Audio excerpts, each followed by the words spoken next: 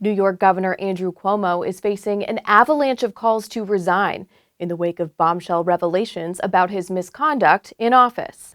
After a state investigation found Cuomo sexually harassed multiple women, Democrats who had withheld pressure for him to step down during the probe came out calling for his ouster.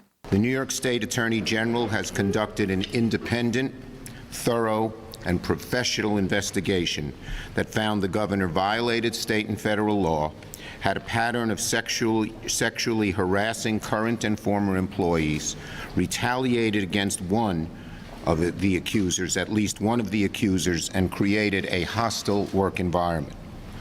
No elected official is above the law. The people of New York deserve better leadership in the governor's office. We continue to believe that the governor should resign. The list of those pushing for Cuomo to step down includes President Biden, who said earlier this year that he would only support Cuomo's resignation if the probe substantiated allegations of misconduct. Biden said Tuesday that his position hadn't changed. I understand that the state legislature may decide to impeach. I don't know that for a fact. I've not read all that data. Cuomo defiantly rejected the findings of a months-long investigation into the allegations, even though the state's attorney general said her conclusions were based on tens of thousands of documents and interviews with 179 witnesses. He said his comments and actions had been misinterpreted. Charlotte Bennett, one of the governor's 11 accusers, said Wednesday that fear of Cuomo kept her from coming forward with her story until another victim spoke out in December. He rules by fear.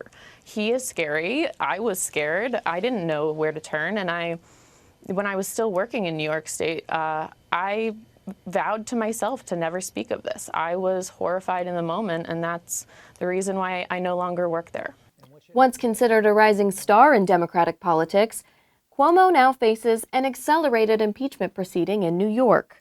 It would be only the second time a New York governor was removed from office, and the first in more than 100 years. Even state Democrats are saying they want to speed up an impeachment investigation in the legislature based on the investigation's findings. Cuomo has few defenders politically, and legally, he faces the prospect of criminal charges, given that investigators found he violated state and federal laws. Sarah Westwood for the Washington Examiner.